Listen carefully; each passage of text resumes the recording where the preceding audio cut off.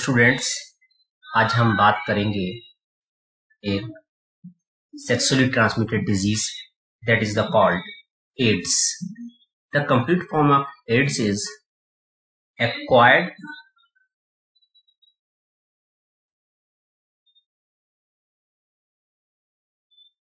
immunodeficiency syndrome. First of all, we know that is a syndrome means it has group of symptoms of many diseases. The causative organism of this syndrome is HIV virus. That is the called human immunodeficiency virus, and this is a type of retrovirus. क्या मतलब होता है retrovirus का? वो virus जिसके अंदर RNA genetic material हो और जब वो इन्फेक्ट करे तो वो कौन सी प्रोसेस करे? Reverse transcription.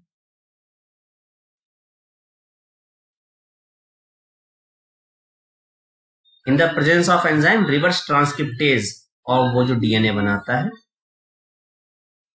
That is the called the virus which is the retrovirus, जिसके अंदर रिवर्स ट्रांसक्रिप्शन होता है. How we get infected from the HIV virus? So there are many pathway from which we are, first of all, जैसा कि मैंने पहले ही कहा, it is a STD, मतलब सेक्सुअल इंटरकोर्स के थ्रू ये वन इंडिविजुअल से दूसरे इंडिविजुअल में फैल सकता है. दूसरा, कंटामिनेटेड ब्लड अगर है, वो किसी को दिया गया है तो उसके थ्रू आ सकता है. ठीक है. बाय शेयरिंग निडल्स, जो कि इन्फेक्टेड पर्सन से नॉर्मल पर्सन के साथ शेयर हो. दूसरा, प्रेग्नेंट मदर से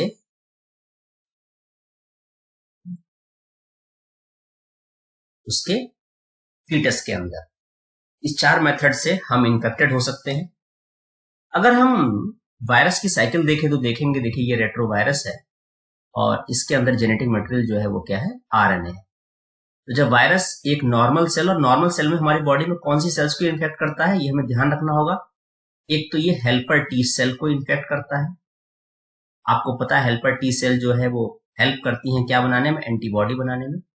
और दूसरा, ये अटैक करता है मैक्रोफेजेस को. दोनों ही हमारी इम्यूनिटी की सेल्स हैं, इसीलिए जब ये दोनों सेल्स खत्म होती हैं तो हमारा इम्यून सिस्टम धीरे धीरे वीक होने लगता है. तो रेट्रोवायरस जब हमारे सेल को इन्फेक्ट करता है, हेल्पर टी सेल या मैक्रोफेजेस को, जिसका ये दिखाया गया एग्जांपल है कि एनिमल सेल कौन सी है, हेल्पर टी सेल या मैक्रोफेजेस. हेल्पर टी सेल को T4 लिम्फोसाइट भी कहते हैं. तो आरएनए जब इंसर्ट होता है, प्रोटीन कोट बाहर रह जाता है.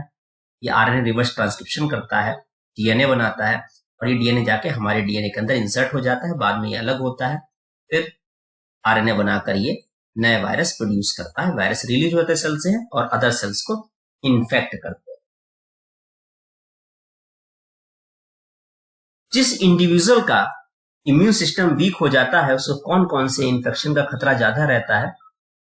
That is the toxoplasma, mycobacterium, other viruses and fungi which can affect that individual which has deficient immune system. ठीक है. टेस्ट क्या है इसके लिए? इसके लिए मॉलिक्यूलर डायग्नोसिस टेक्निक है, दैट इज द ELISA. ठीक है. फुल फॉर्म क्या है ELISA की? एंजाइम लिंक्ड इम्यूनोसॉर्बेंट एसे.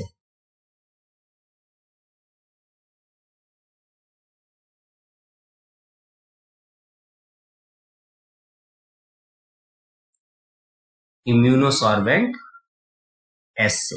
एसे का मीन्स होता है किसी की कंसेंट्रेशन को नोन करना. और जो टेस्ट है वो किस चीज पे, कॉन्सेप्ट पे बेस है? एंटीजन एंटीबॉडी इंटरेक्शन पे. तो how we can we prevent the AIDS and control it? Control is the measure reason.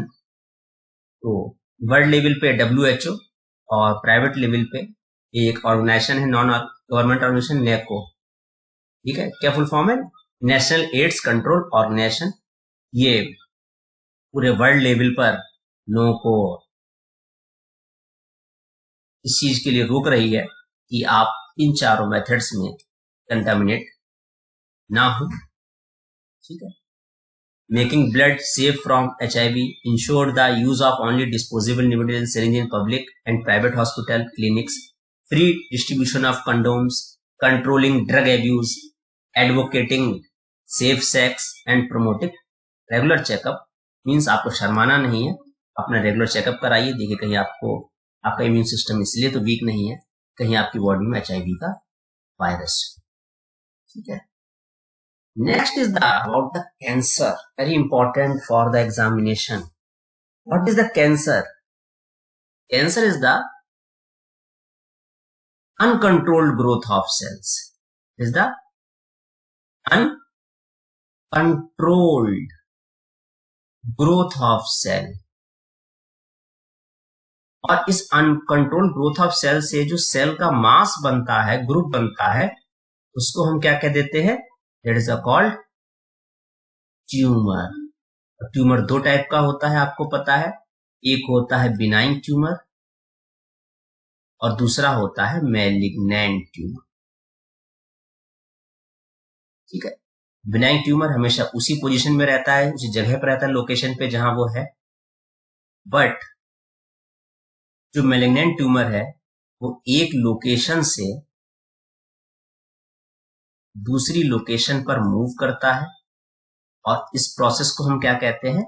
Metastasis कहते हैं। इसलिए ये ज्यादा डेडली है हमारे लिए।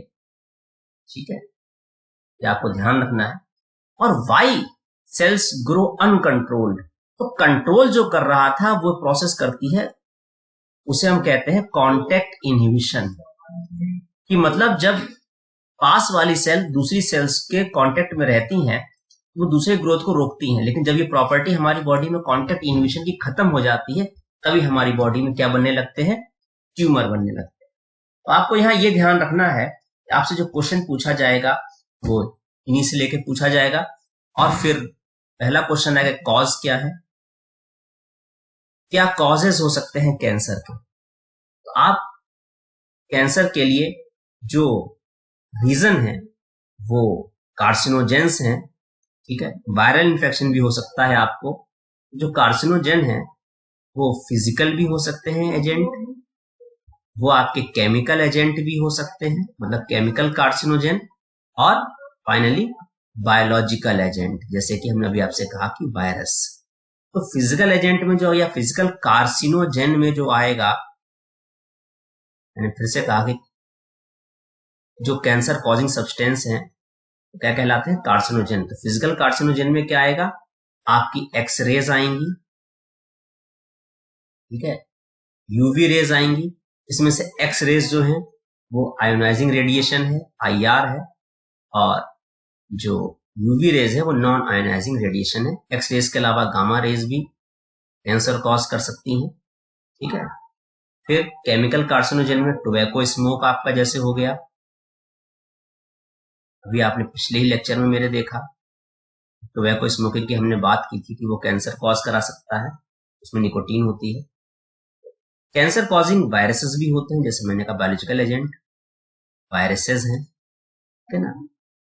उन वायरसेस को हम क्या कहते हैं? Oncogenic virus. अब यहां हमें कुछ चीजें ध्यान रखनी है जब हम इसकी मॉलिक्यूलर बायोलॉजी पे आते हैं, कि वायरस के अंदर जो जीन है वो कहलाता है VIR ऑन्क, viral oncogene.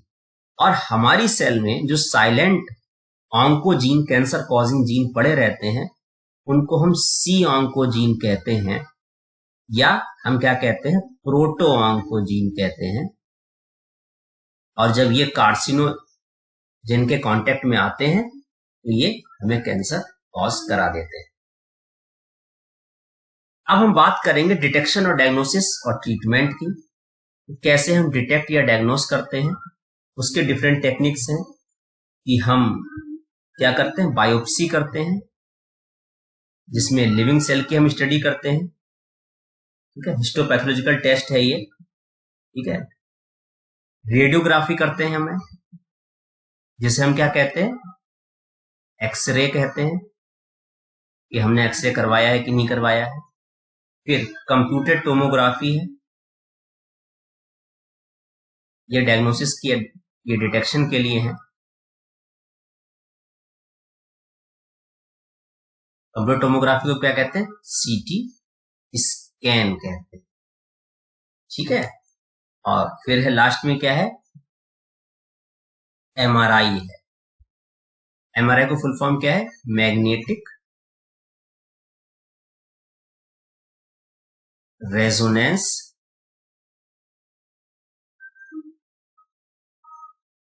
Imaging. These are methods of detection और डायग्नोसिस।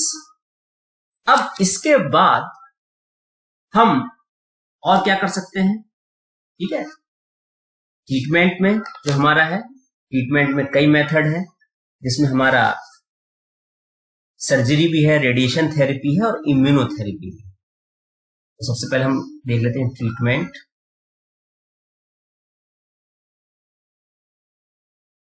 ठीक है, ट्रीटमेंट में क्या कौन सा, मैंने कहा कि पहला तो रेडियोथेरेपी है,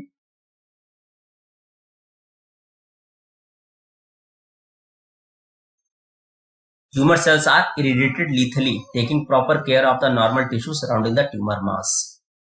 पास वाली सेल्स से उनको किल नहीं करना है, केवल ट्यूमर सेल्स को किल करना है। फिर कीमोथेरेपी भी है, जिसमें हम डिफरेंट केमिकल्स का यूज करते हैं, जो कार्सिनोजन की कैंसरस सेल्स को जो है वो किल करती हैं। लेकिन उनका कुछ साइड इफेक्ट भी पड़ता है कि हमारी बॉडी में हेयर लॉस होता है। अक्सर आपने देखा होगा जो कैंसरस पेशेंट है, तो वो अक्सर साइड इफेक्ट होता है कीमोथेरेपी का, एनीमिया अक्सर हो जाती है, ठीक है। सर्जरी भी एक ऑप्शन है, और उसके अलावा कुछ बायोलॉजिकल रिस्पॉन्सिव मोडिफायर है कि हम पेशेंट को क्या दे सकते हैं, alpha interferon, their immune system and help them destroy the tumor. So this was the everything that is mentioned in your NCERT about the cancer and AIDS. Thank you.